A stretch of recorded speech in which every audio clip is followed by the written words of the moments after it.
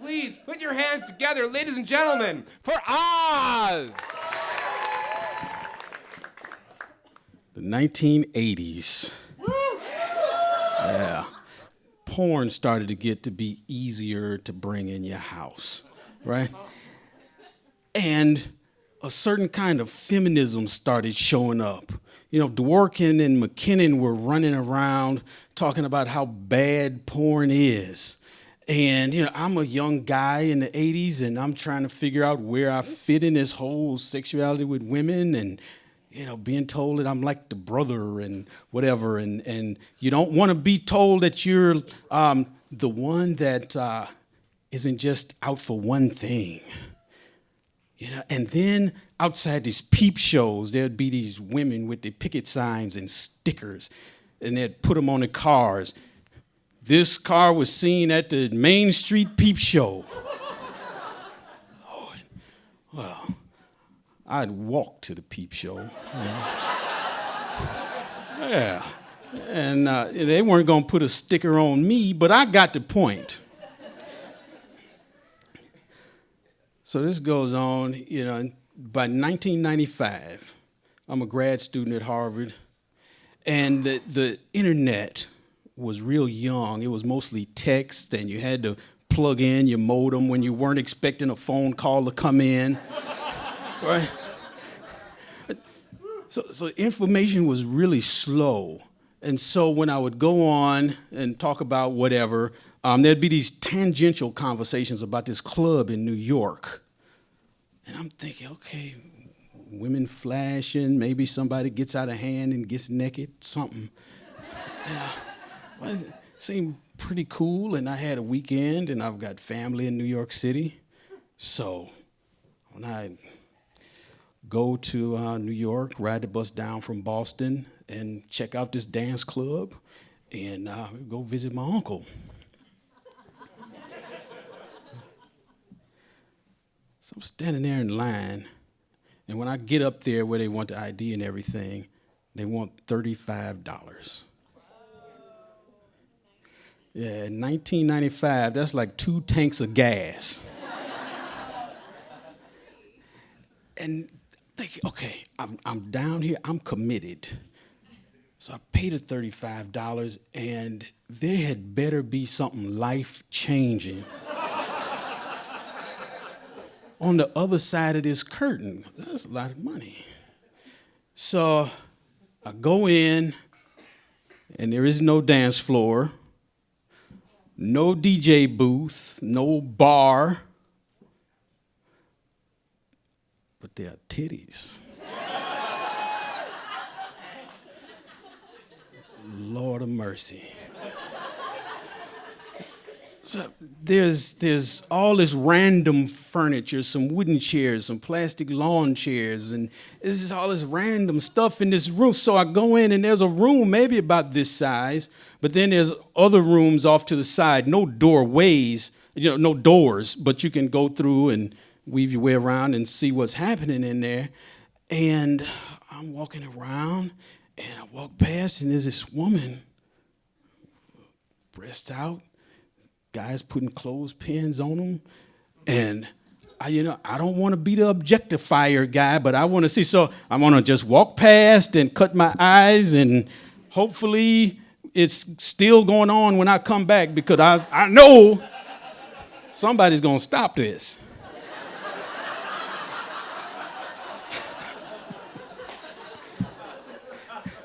So I get a good look, and I walk on past, and when I double back, yeah, the titties are still out. But what? There's a middle-aged guy dressed really nice, and his dick is out, and he's just going. And he's looking. He is no objectifier worries in him. He's just going. This is something. Somebody's gonna stop this.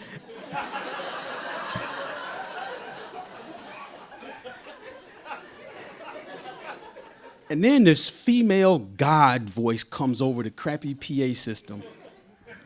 Thank you for coming to the Vault, New York City's public sex club. We want you to enjoy yourselves, but there are rules. No anal sex, vaginal sex, or fellatio. But gentlemen, Yes, you may release.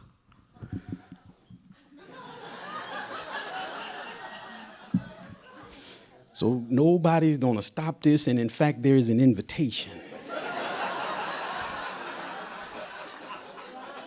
Yeah, so I walk around and I see, like the big X with the restraints on it, and the toe suckers and the feather people and the wax melting and guys jacking each other off in the corner and stuff as the night goes on. And it's just crazy. And I'm like women eating each other out, and I'm tingling, and I'm like, but I'm not. So I see this cage, and there's all these people around it. And I make my way up to where I'm right there at the cage. It's like this 6 foot tall black guy in nothing but boots. And he's got this like 10-inch dick, and he's just like stroking, and he's just doing it. And then I'm like, oh man. So then there's this like 4'10" white lady next to me, and she's got this teeny tiny white hand, and she reaches it inside this cage.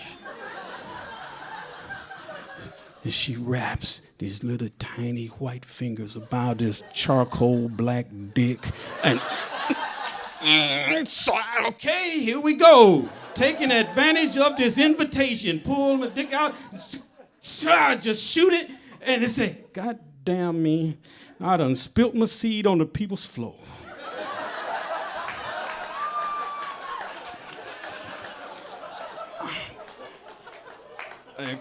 I done crossed the line, and it just keeps getting further and further back there.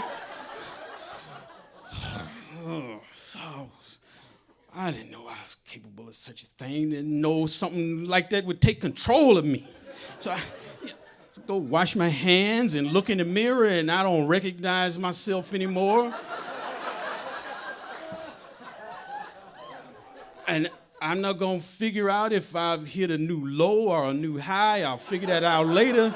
But I'm in now.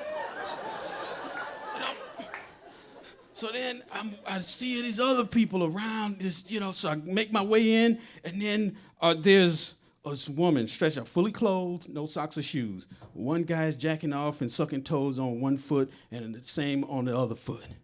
And I said, okay, here we go. It's like a casino table, and the table is hot, and now I'm on a roll. So I pull my dick out, and I'm looking at this. But then there's this moment.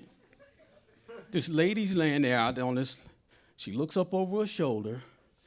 This guy's dick is right here, just stroking it. I don't mind you doing that, but don't come on me. So I check that out, and I'm walking, and then walking through the club, and then I hear, oh, that's a nice one. Oh, you think so? Okay. So there's a woman sitting on a couch, fully clothed, and I was, oh, okay. So I sit down next to her on the couch, and I'm just talking.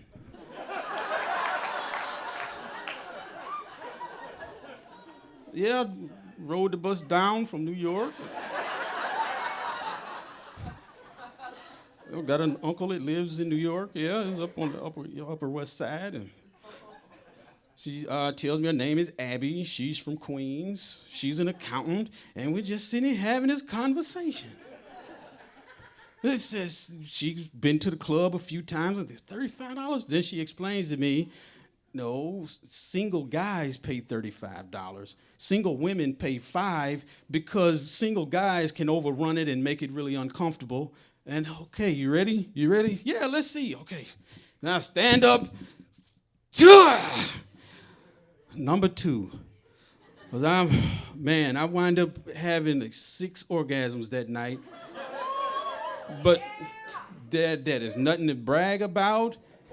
I had to work. It was more about getting my $35 worth. That's all. That's all it was. And I ain't had a night like that ever, before or after. And I don't want one either. That was hard. Oh, man. So, I was there till 6 o'clock in the morning when that place closed. Man, I had a good time. So I decided I'm not going to go see my uncle. I mean, I don't know. I could tell him that I went to a dance club, but that's not what happened. So I just ride on back to Boston, and I sleep most of the way on the bus. And then I get back to my apartment. I'm thinking, okay, you can't go telling everybody what happened. So I'm sitting there, who am I?